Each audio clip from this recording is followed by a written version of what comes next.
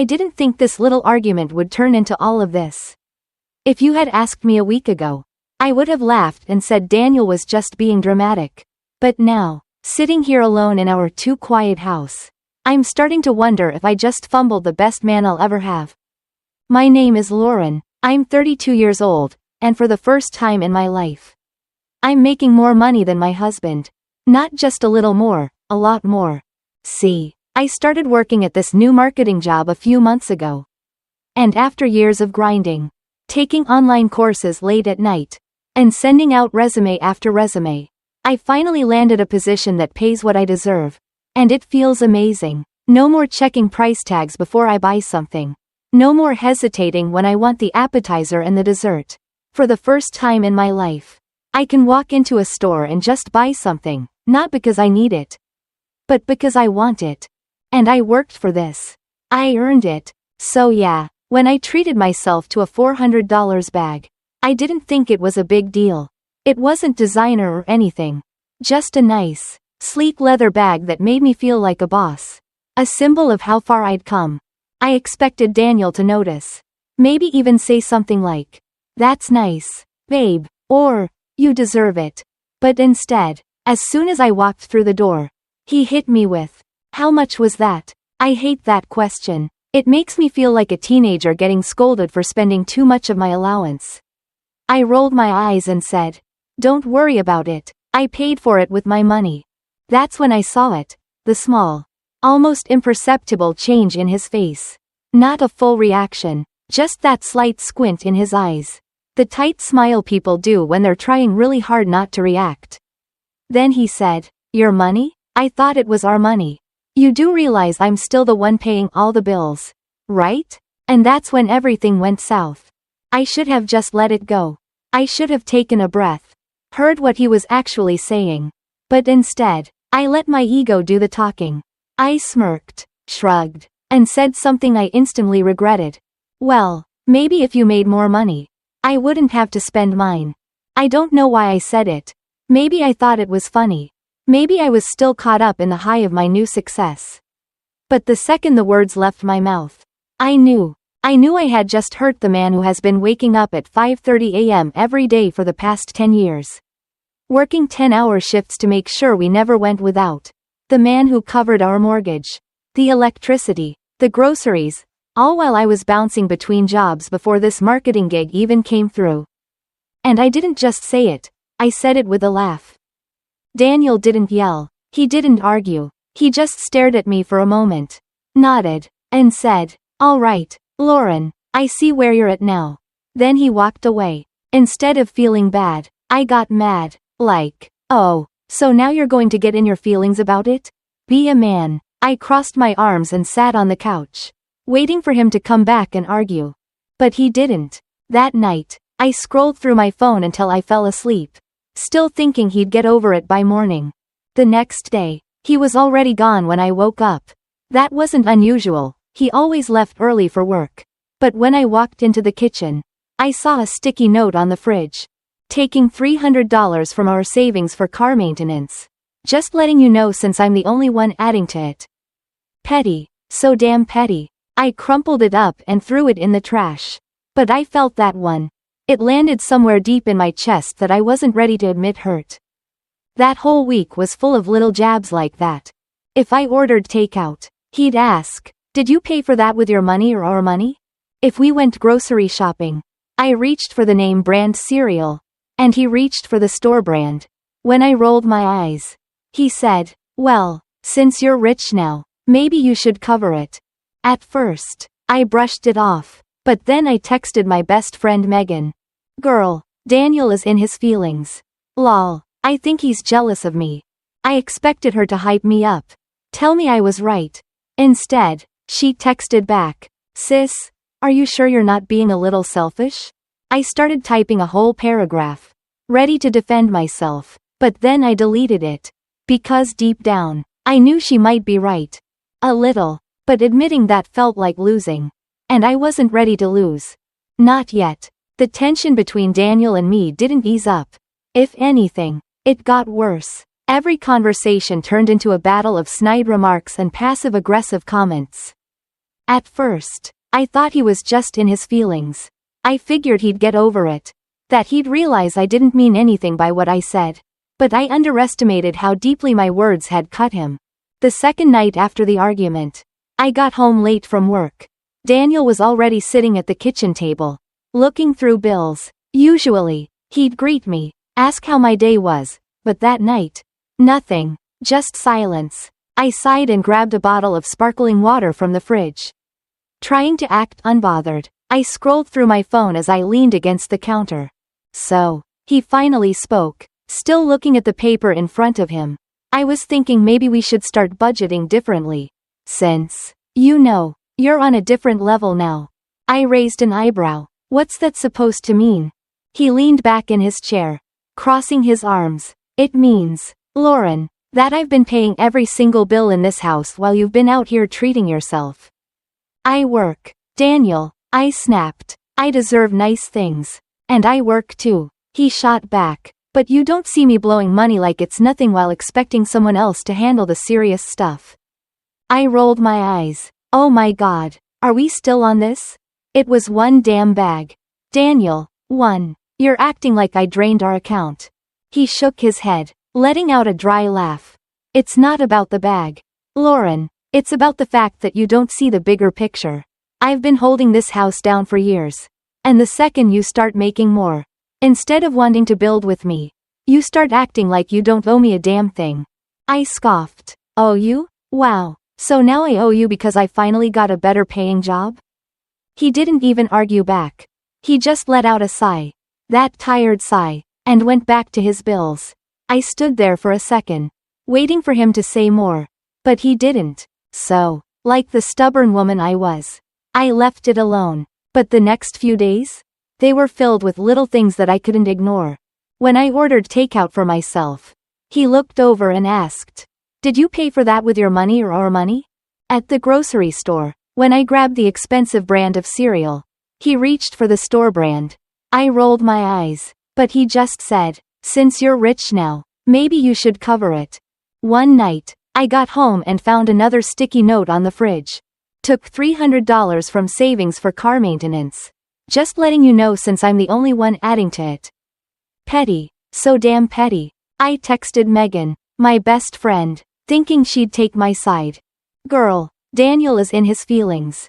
Lol, I think he's jealous of me. I expected her to agree. To hype me up. But instead, she replied, "Sis, are you sure you're not being a little selfish?" I frowned. I started typing out a long response, ready to defend myself, but then I deleted it. Because deep down, I knew, a little, but I wasn't about to admit that. Then came the moment that changed everything. We were driving back from Monica's house, his sister. The whole ride was quiet, filled with that heavy silence that made the air feel thick. I thought we'd just ignore each other all the way home. But then, out of nowhere, he asked, "Do you think I'm holding you back?" I froze. What? I asked, glancing at him. He didn't look at me. He just kept his eyes on the road. "Do you think I'm holding you back, Lauren?" I shrugged, trying to play it off. I mean, I didn't say that. Silence. Then, before I could stop myself, the words slipped out. "But you kind of are." The second I said it, I wished I could take it back. His hands gripped the steering wheel just a little tighter. His jaw clenched, but he didn't say a word. He just kept driving. I wanted to fix it, to laugh it off, to tell him I didn't mean it like that. But I didn't. My pride wouldn't let me. That night, he packed an overnight bag. At first, I thought he was just going to Travis's place, his brother. He'd done that before when we fought. But then I saw him grab his laptop bag, his work shoes. My stomach sank. "Where are you going?" I asked. He zipped up his bag and slung it over his shoulder. His face was unreadable. "Somewhere I don't have to feel like I'm holding you back," he said. Then he walked out. I waited. I didn't call him. I thought, he'll be back. He always comes back. But then, one day turned into two. Two turned into three. And by the fourth day, when I checked Find My iPhone, I saw that he had turned off his location. That's when it hit me. He wasn't just taking space. He was leaving. By the fourth day, I was still telling myself that Daniel was just being dramatic. That he needed space. And when he was done sulking, he'd come back. He always did. But when I checked Find My iPhone and saw that his location was turned off, my stomach twisted in a way I wasn't ready to acknowledge. That's not something you do when you're just cooling off. That's something you do when you don't want to be found. Still, I refused to panic. By day 5, my stubbornness started to crack. I called his brother, Travis. Hey, Travis, have you seen Daniel? There was a pause, long enough for me to know that whatever he was about to say, I wasn't going to like it. He's good, Lauren, he finally said. What does that even mean? I snapped. It means he's good. He'll call you when he's ready. That was it. No explanation. No reassurance. I hung up, my hands shaking. Travis sounded calm. Too calm. Like he knew something I didn't. By day 6, I wasn't eating right. My stomach felt tight all the time. My nerves constantly on edge. I caught myself pacing the kitchen, phone in hand, debating whether I should text him. I even typed out, "Are you really done with us?" But I deleted it. It felt too desperate, and I refused to let him think I cared that much. Then, that morning, I got a notification from our joint bank account. I rubbed my eyes, still groggy, and tapped the message. Account transfer complete. $6.500 transferred to new account ending in 891. I froze. I opened the banking app. My heart pounding. Balance. $322.07. He left me with $300. For the first time, this stopped feeling like a break. It started feeling like abandonment. I sat there, staring at the screen, blinking like I had misread it. Daniel had been saving that money for us. Or at least, that's what I thought. Every time I bought little things, clothes, candles, takeout, he'd tell me, "Don't touch the savings, Lauren, that's for emergencies." I guess he decided this was his emergency. I called him. Straight to voicemail. I called again. Same thing.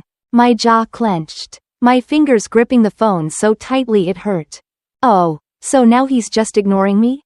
After everything? I grabbed my keys and my purse. I wasn't about to sit around waiting. I knew where he was. I pulled up to Monica's house without calling first. His car was in the driveway. That was all I needed to see. I marched up to the door and rang the doorbell. Once, twice, then 4 times in a row. The door swung open, and there she was. Monica. Standing there in a robe and bonnet. Squinting at me like I had just woken her up. "What do you want, Lauren?" she asked, arms crossed. What do you want, me? Monica, is Daniel here? She shifted, blocking the doorway. "He doesn't want to see you right now." I let out a dry, bitter laugh. "Oh, so y'all are just gonna hide him in there like a damn toddler?" Her face stayed calm, steady, like she was used to dealing with difficult people. "He doesn't need to be hidden, Lauren. He just doesn't want to talk to you." That hit somewhere deep. But my pride wouldn't let me back down. "Tell him to come outside. Monica, I'm not leaving until I talk to him." She sighed, shaking her head. "I'm not doing that." I took a step forward. "So what? You're just gonna stand there and pretend I don't have a right to talk to my own husband?" Her expression darkened. "Step foot in my house, Lauren, and we'll see how that works out for you." The door shut in my face. I stood there, stunned, humiliated. I could feel the tears burning behind my eyes. But I refused to let them fall. I got in my car and sat there, gripping the steering wheel, refusing to drive away just yet. I expected him to come running out. He didn't. Instead, Monica texted me, "You need to chill. Y'all both need space." Space? Space? This man just drained our savings. And I'm supposed to chill? Nah, I was past chill. I was boiling. I didn't sleep that night. I sat in bed, replaying every petty comment I had ever made. "Maybe if you made more money, I wouldn't have to spend mine. You kind of are holding me back." Every joke that I thought was funny wasn't so funny anymore. I checked his location. Still off. Then, just as I was about to put my phone down, I saw it. A Facebook post from his cousin Sean. It was a group of them out at some sports bar. Smiling, drinking, having a great time. And there was Daniel, cheesing like nothing was wrong. No stress, no worry, just peace. It felt like I had been sucker punched. I closed the app. I didn't need to see that. Then, just as I was about to put my phone down, my screen lit up. A text. From him. Daniel, I'll be by this weekend to get the rest of my stuff. I'll text before I come. I sat there, staring at the message, my heart hammering in my chest. The rest of his stuff? What does that even mean? Is this really it? I typed back. You're really doing this? The little read receipt popped up. No reply. Nothing. And for the first time, I started to realize I might have really lost him. Saturday morning, I woke up with a heavy feeling in my chest. The kind that makes it hard to breathe right. I knew today was the day. Daniel was coming to get the rest of his stuff. I kept telling myself he was bluffing. That he just needed to get whatever this was out of his system. But every car that drove by had me checking the window like a dog waiting for its owner. By 2 p.m., I heard it, the sound of his key in the lock. It used to be a comforting sound. Now, it felt like the end. I stood in the hallway, my heart thudding against my ribs, trying to act like I was just casually walking by. He walked in, didn't even look my way, and headed straight for the bedroom. He had on gray sweats, a hoodie, and that same "I'm done with you" look on his face. I swallowed hard. So you're really doing this? I asked, leaning against the wall with my arms crossed, trying to sound unbothered. My voice came out shakier than I wanted.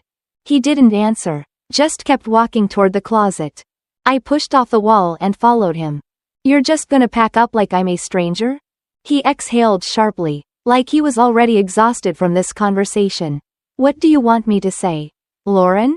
How about you say you're overreacting? I shot back, that all of this is stupid. And we should just move on. He let out a short, dry laugh and kept packing. You think this is about one argument? He muttered, shoving clothes into a duffel bag. You really that clueless? I folded my arms tighter. I'm not clueless, Daniel. I'm just not about to beg you to stay over something dumb.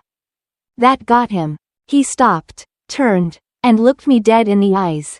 It's not dumb when I'm carrying this whole damn house on my back. Lauren. His voice wasn't loud, but it was steady, sharp. It's not dumb when every month I'm sitting at the kitchen table trying to make it all work while you're out here acting like we got money to burn. I rolled my eyes, even though his words were cutting deep. Oh, so you're mad because I buy myself a few things? A few things? He motioned around the room. Look where that got you. I knew what he meant. The savings account, the car note, the mortgage. He wasn't just talking about money. He was talking about us. I should have said something that mattered, but my pride was still holding on, even when I could feel the ground crumbling beneath me. Fine, leave then, I shrugged, even though my throat felt tight. You think you're so perfect? Go ahead and be Mr. Responsible somewhere else. He didn't even flinch, just zipped up his bag, slung it over his shoulder, and walked past me like I was just someone he used to know. I spun around. Wow, so that's it? I called after him. You're not even gonna fight for us? He stopped at the front door and turned. Fight for what? His voice was calm, cold. For someone who thinks I'm a joke? My breath hitched. You told me I was holding you back. Lauren. He shook his head. You know how that sounds to a man? You know how that hit me? I opened my mouth to say something. Anything. But nothing came out. Because I did know. I just didn't realize how bad it was until he repeated it out loud. He let out a small, exhausted laugh. More to himself than to me. I thought we were building something together. He said, voice quieter now. Turns out, you were just waiting to outgrow me. Then he opened the door. That's when it really hit me. He was leaving. Not to cool off. Not to make a point. This wasn't one of those fights where he'd come back later with food and we'd sit on the couch like nothing happened. This was real. My pride shattered. I ran to the door like my life depended on it. Wait, Daniel, please. I grabbed his arm. I'm sorry, okay? I didn't mean it. I was just mad. You know how I get when I'm mad. He looked down at my hand on his arm. But he didn't pull away. That gave me hope. I didn't mean it, Daniel. My voice cracked. I wasn't even trying to be strong anymore. I was being stupid. I didn't mean none of it. Please. For a second, I thought I had him. His face softened, just a little. And I swear, if I could have just held on a little tighter, he would have stayed. But then, he sighed. Not an angry sigh. That final sigh. The kind people make when they've already let you go. I know you didn't mean it, Lauren, he said softly, like he was trying to be kind now. But I'm tired of waiting for you to figure it out. He gently took my hand off his arm. Not like he was mad. Like he was done. Daniel, please. My voice broke. Please don't do this. We have too much history. He looked me dead in the eyes. Yeah, he said, but history don't pay bills. Then he walked out. I stood there, tears streaming down my face. My hand still outstretched like I could pull him back. But the door had already closed. I wiped my face with my sleeve, pacing the living room like I was going to wake up from all of this. I picked up my phone and called him. No answer. Called again. Nothing. I texted him. Me. Please come back. I'm sorry. I'm so sorry. I didn't mean it. Read at 4:47 p.m. No reply. I sat on the couch, staring at the wall, my breath uneven. I thought saying sorry would fix it. But it turns out, saying sorry doesn't matter. Not when they don't care anymore. It's been a week.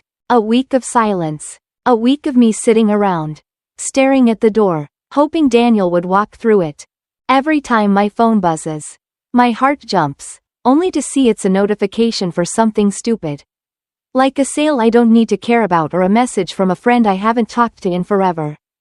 But not from Daniel. Never from Daniel. I tried calling him a few times. Texted him. Told him I was sorry. Even apologized for the things I didn't say.